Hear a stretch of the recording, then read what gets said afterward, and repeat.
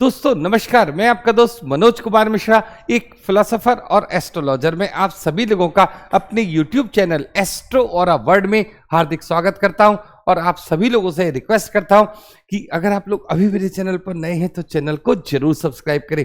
आज हम लोग चर्चा करेंगे कुंभ लग्न वालों का ये नवंबर 2024 का महीना गोचर के हिसाब से किस प्रकार की ऊर्जा लेकर आ रहा है। तो देखिए, अगर हमारी जन्म कुंडली में प्रथम भाव में यह 11 का अंक लिखा हुआ है तो ये कुंडली कहलाएगी कुंभ लग्न वालों की। और अगर आप लोगों ने मेरी वो वीडियो की जानिए कुंभ लग्न वाले लोग कैसे होते हैं अब तक नहीं देखी है तो आई बटन पर क्लिक करके वो वीडियो आप अवश्य देख सकते हैं। तो सबसे पहले हम लोग बात करेंगे गोचर की। तो गोचर में जो पहला परिवर्तन हो रहा है वो हो रहा है शुक्र का। शुक्र 8 नवंबर को वृश्चिक राशि से निकलकर धनु राशि में आ जाएंगे।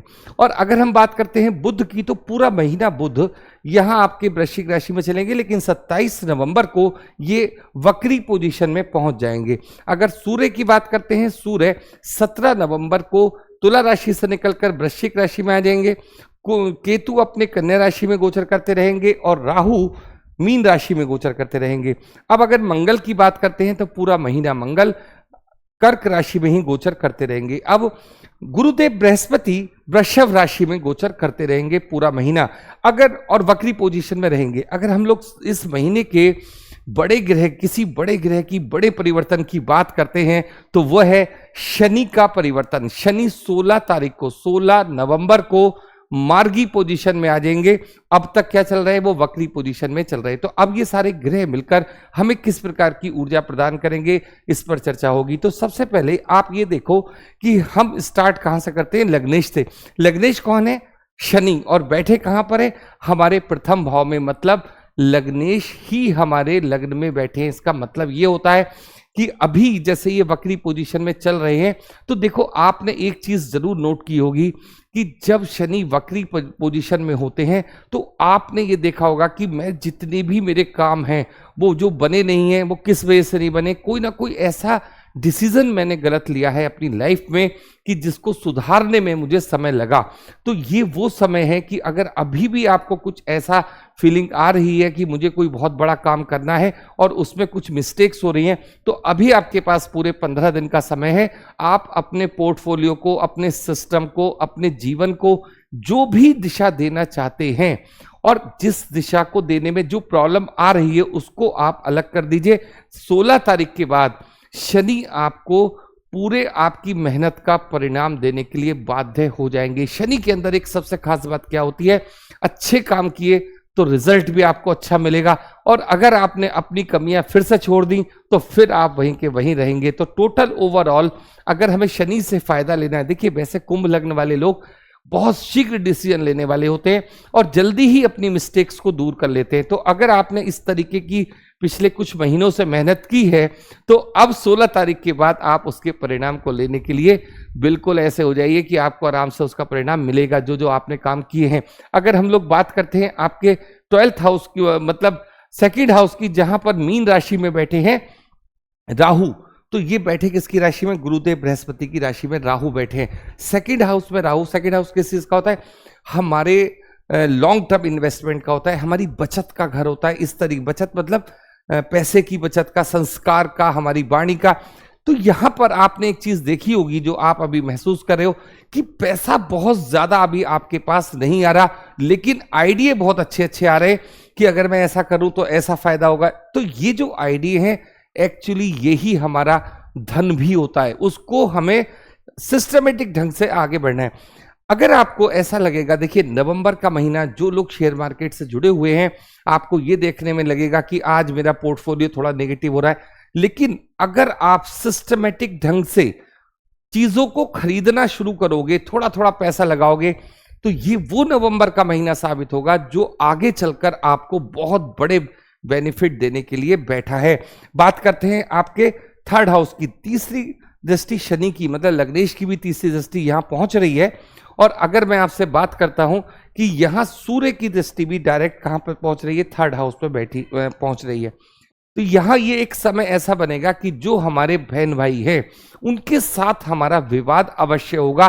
किस चीज को लेकर, प्रॉपर्टी को लेकर विवाद बिल्कुल आप समझ लीजिए होना तय है। इसमें आपको क्या एक सावधानी बरतनी है, देखिए जो आपका हिस्सा है उसे थोड़ा सा आपको ना प्रेशर के साथ बोलना होगा कि नहीं साहब मुझे मेरा हिस्सा दीजिए, उसके बाद आप आगे बढ़िए। तो ये जो विवाद है ये आपके फेवर में जाएगा जब आप चुप नहीं बैठेंगे। मतलब इस समय कहने का मतलब है अगर आपने नवंबर का महीना खो दिया उसके बाद ये चांस आपको बहुत दिनों में मिलेगा। अब देखिए हम लोग बात करते हैं आपके 4th हाउस की। बैठे गुरुदेव बृहस्पति 4th हाउस में शुक्र की राशि में बैठे और शुक्र उनको सामने से देख रहे। तो इस महीने में जिन लोगों को, जिनके पास पैसा है, जिनकी ये इच्छा है कि मैं गाड़ी खरीदूं, तो ये इच्छा उनकी पूरी होने जा रही है।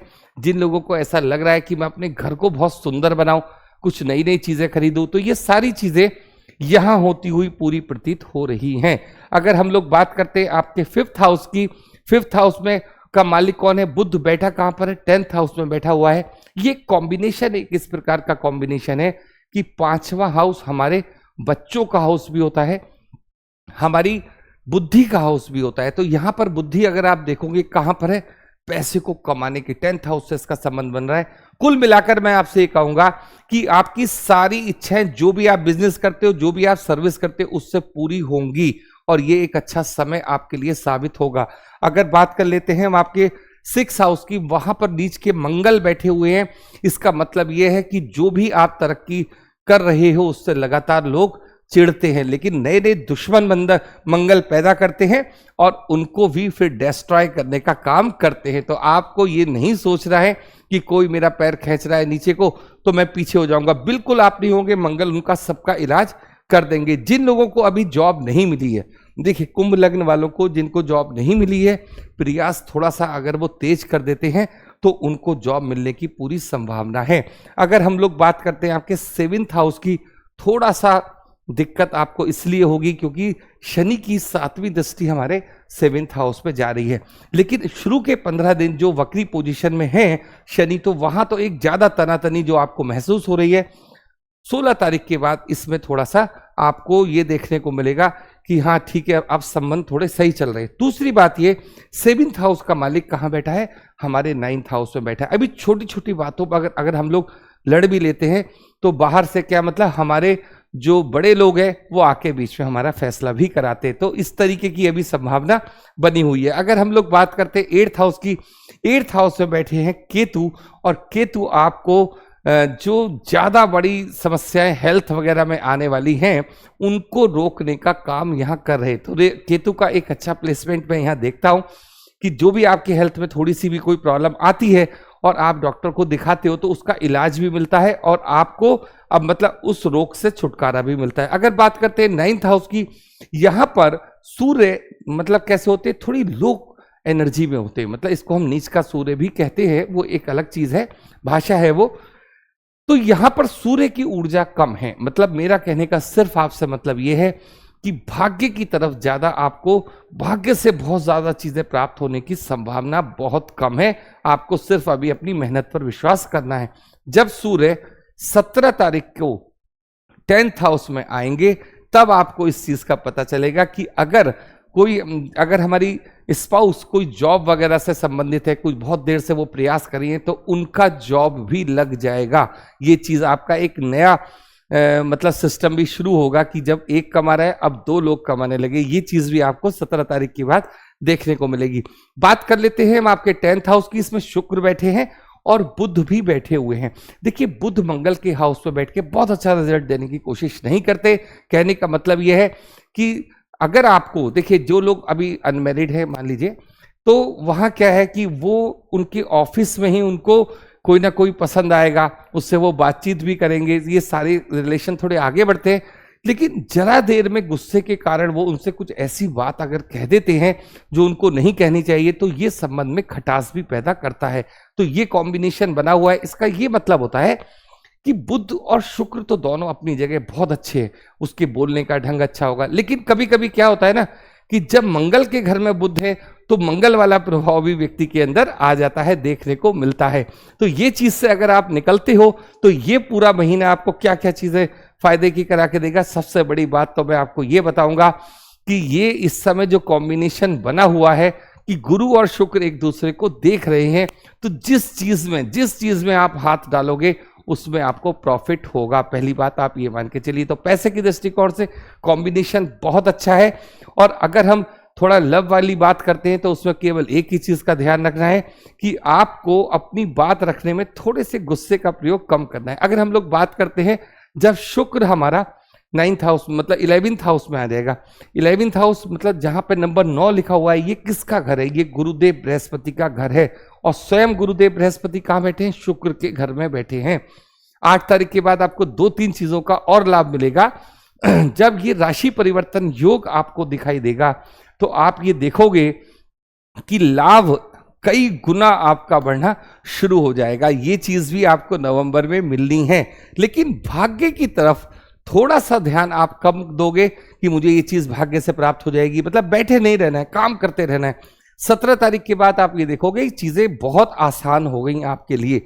अगर हम लोग बात करते हैं आपके 12th हाउस की, तो 12th हाउस का मालिक है शनि। बैठे कहां पर है? लग्न में बैठे हैं। तो देखिए खर्चा कराते हैं शनि। 12th हाउस हमारा किस चीज का है?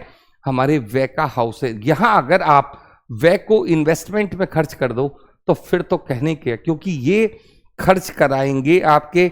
और मैंने आपसे क्या बोला कि आप इस समय इस महीने थोड़ा इन्वेस्टमेंट की तरफ ध्यान दीजिए।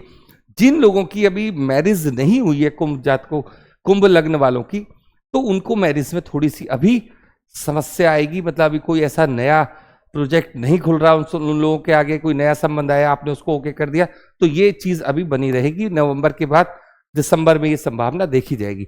तो आज के लिए इतना ही। आप लोगों ने इतना समय दिया उसके लिए बहुत बहुत धन्यवाद। Thank you.